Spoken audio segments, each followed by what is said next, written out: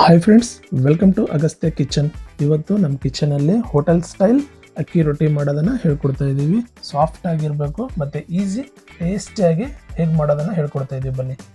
ಇದಕ್ಕೆ ಜೀರಿಗೆ, ಕರಿಬೇವು, ಮೆಣಸಿನಕಾಯಿ, ಕ್ಯಾರೆಟು, ಕೊತ್ತಂಬರಿ, ಈರುಳ್ಳಿ, ಅರ್ಧ ಕಟ್ಟಾಗಷ್ಟು ಸಬ್ಬಕ್ಕಿ ಸೊಪ್ಪು, 1 ಕಪ್ಪು ಅಕ್ಕಿ ಹಿಟ್ಟು.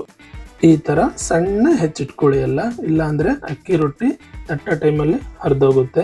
ಇವಾಗ ನೀರು ಕಾಯಕ್ಕೆ ಇಡಬೇಕು. ಏಕೆಂದರೆ ಈಗ ನಮ್ಮ ಉತ್ತರ ಕರ್ನಾಟಕ ಜೋಳದ ರೊಟ್ಟಿ ಹೆಂಗೆ ತಟ್ತೀವೋ ಸೊ ಅದೇ ಥರ ಅಕ್ಕಿ ರೊಟ್ಟಿಗೂ ಕೂಡ ಈ ಥರ ನಾವು ಬಿಸಿನೀರು ಕಾಯಿಸ್ಬೇಕಾಗುತ್ತೆ. ನಾನು 1.5 ಗ್ಲಾಸ್ ನೀರು ತೊಗೊಂಡಿದ್ದೀನಿ.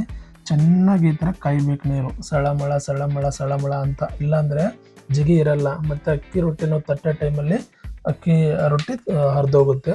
1 ಕಪ್ ಆಗೋಷ್ಟು ನಾನು ಅಕ್ಕಿ ಹಿಟ್ಟು ತೊಗೊಂಡಿದ್ದೀನಿ. ಇವಾಗ ನಾನು ಅದೆಲ್ಲ ಹೆಚ್ಚಿಟ್ಕೊಂಡಿರೋ ತರಕಾರಿ, ಸೊಪ್ಪು ಏನಿದೆಯೋ ಕ್ಯಾರೆಟು, ಈರುಳ್ಳಿ, ಇದನ್ನೆಲ್ಲ ನಾನು ಅದಕ್ಕೆ ಹಾಕಿಬಿಟ್ಟು ಕ್ಲೀನಾಗಿ ಕಲಿಸ್ಕೋಬೇಕಾಗುತ್ತೆ. ತುಂಬ ನೀಟಾಗಿ ಕಲಿಸ್ಕೋಬೇಕು. ಇದರಲ್ಲೇ ಇರೋದು ಮೇನ್. ಯಾಕಂದರೆ ನಾವು ಎಷ್ಟು ಹದವಾಗಿ ಕಲಿಸ್ತೀವೋ ಅಷ್ಟು ಚೆನ್ನಾಗಿ ನಮ್ಗೆ ಅಕ್ಕಿ ರೊಟ್ಟಿ ತಟ್ಟೋಕ್ಕೆ ಈಸಿ ಬರುತ್ತೆ ಮತ್ತು ಹರಿದೋಗಲ್ಲ, ಸಾಫ್ಟಾಗೂ ಇರುತ್ತೆ, ತಿನ್ನೋಕ್ಕೂ ಮಾತ್ರ ಚೆನ್ನಾಗಿ ಟೇಸ್ಟಿಯಾಗಿರುತ್ತೆ. ನೋಡಿ, ಇದನ್ನೆಲ್ಲ ಹಾಕ್ತಾಯಿದ್ದೀನಿ. ಹಾಕ್ಬಿಟ್ಟು ಜೀರಿಗೆನೂ ಸ್ವಲ್ಪ ಹಾಕಲೇಬೇಕು. ಜೊತೆಲಿ 1 ಸ್ಪೂನ್ ಆಗೋಷ್ಟು ನಾನು ಉಪ್ಪು ಹಾಕ್ಕೊತಾ ಇದ್ದೀನಿ. ನಿಮಗೆ ಉಪ್ಪು ರುಚಿಗೆ ತಕ್ಕಷ್ಟು ನೋಡ್ಕೊಂಡು ಹಾಕಿ. ಈ ಥರ ಫಸ್ಟ್ ಎಲ್ಲ ತರಕಾರಿ ಅದು ಏನು ಸೊಪ್ಪಿದೆಯಲ್ಲ ಈ ಥರ ನೀಟಾಗಿ ಫಸ್ಟ್ ಕಲಿಸ್ಕೊಬೇಕು ಉದುರು ಹಿಟ್ಟಲ್ಲೇ. ನೋಡಿ, ಈ ಥರ ಕಲಿಸ್ಕೊಂಡು ಆಮೇಲೆ ಆ ಬಿಸಿನೀರು ತೊಗೋಬೇಕು. ಫಸ್ಟೇ ಬಿಸಿನೀರು ಹಾಕ್ಬಿಟ್ಟು ಕಲಿಸ್ಬಾರ್ದು, ಇಲ್ಲಾಂದರೆ ಒಂದು ಕಡೆ ಹಿಟ್ಟಿರುತ್ತೆ, ಇನ್ನೊಂದು ಕಡೆ ಬರೀ ಸೊಪ್ಪು ಮತ್ತು ಈರುಳ್ಳಿ ಇರುತ್ತೆ. ನೀರು ಬಿಸಿ ಇರುತ್ತೆ, ನೋಡ್ಕೊಂಡ್ಬಿಟ್ಟು ಹಾಕ್ಕೊಳ್ಳಿ. ಸ್ವಲ್ಪ ಸ್ವಲ್ಪ ಸ್ವಲ್ಪ ಸ್ವಲ್ಪ ಹಾಕ್ಕೊತಾ ಇರಿ. ನೋಡಿ, ಈ ಥರ ಒಂದು ಕೈಯಲ್ಲಿ ಸ್ಪೂನ್ ತೊಗೊಳ್ಳಿ. ತುಂಬ ನೀರು ಬಿಸಿ ಇರುತ್ತಲ್ಲ, ಸೊ ಕೈ ಸುಟ್ಟೋಗುತ್ತಿಲ್ಲ ಅಂದರೆ ಸ್ವಲ್ಪ ಈ ಥರ ನೋಡಿ, ಸ್ವಲ್ಪ ಸ್ವಲ್ಪ ಒಂದು ಸ್ಪೂನಿಂದ ಎಲ್ಲ ನೀಟಾಗಿ ತಿರುಗಿಸ್ಕೊಳ್ಳಿ.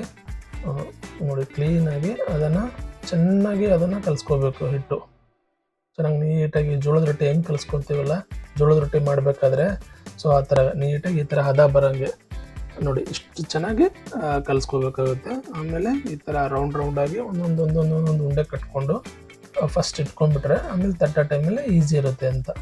ನೋಡಿ, ಈ ಥರ ನಾನು ಒಂದು 3 ಜನಕ್ಕೆ ಆಗೋಷ್ಟು ಮಾಡ್ಕೊಂಡಿದ್ದೀನಿ.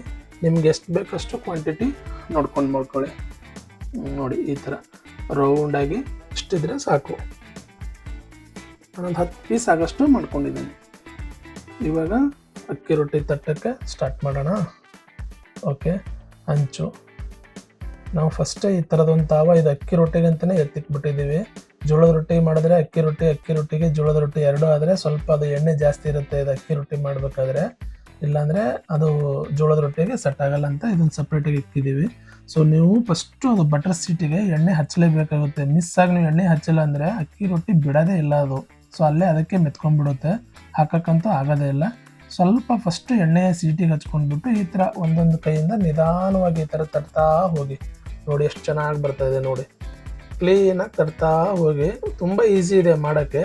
ಸೊ ನೀವು ನೀಟಾಗಿ ಈ ಥರ ಪ್ರಾಪರಾಗಿ ಮಾಡಿಕೊಂಡ್ರೆ ತುಂಬ ಈಸಿ ಇರುತ್ತೆ ಮಾಡೋಕ್ಕೆ. ಟಿಫನ್ಗಾಗಿ, ಈವ್ನಿಂಗ್ ಸ್ನ್ಯಾಕ್ಸು, ಸೊ ತುಂಬ ಈಸಿ. ಮನೇಲಿರೋ ಒಂದು ಇಂಗ್ರೀಡಿಯೆಂಟ್ಸ್ ಬಳಸ್ಕೊಂಡು ನಾವು ಈ ಥರದ್ದು ಮಾಡ್ಕೊಬೋದು. ಅಕ್ಕಿ ರೊಟ್ಟಿ ಸಾಫ್ಟಾಗೂ ಇರುತ್ತೆ, ಚೆನ್ನಾಗಿರುತ್ತೆ. ಹಾಕಬೇಕಾದ್ರೆ ನೋಡ್ಕೊಂಡು ಹಾಕಿ. ಸ್ವಲ್ಪ ತಾವ ಬಿಸಿ ಇದ್ದರೆ ಸ್ವಲ್ಪ ಕಡಿಮೆ ಮಾಡಿಕೊಂಡು ಈ ಥರ ಹಾಕಿ. ಚೆನ್ನಾಗಿ ಬರುತ್ತೆ. ನೋಡಿ ಎಷ್ಟು ನೀಟಾಗಿ ಬಂತು. ನೋಡಿ, ವಾವ್.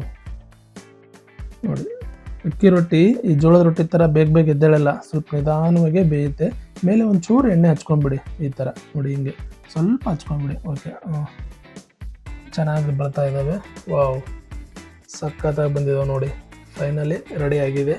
ನಾನು ಟೇಸ್ಟ್ ಮಾಡ್ತೀನಿ, ನೋಡೋಣ ಯಾವ ಥರ ಇದೆ ಟೇಸ್ಟ್ ಅಂತ ಹೇಳ್ಬಿಟ್ಟು. ಇದ್ರ ಜೊತೆ ಚಟ್ನಿ ಹಚ್ಕೊಂಡು ತಿಂದರೆ ತುಂಬ ಚೆನ್ನಾಗಿರುತ್ತೆ, ತೆಂಗಿನಕಾಯಿ ಚಟ್ನಿ. ವಾವ್, ಚೆನ್ನಾಗಿದೆ.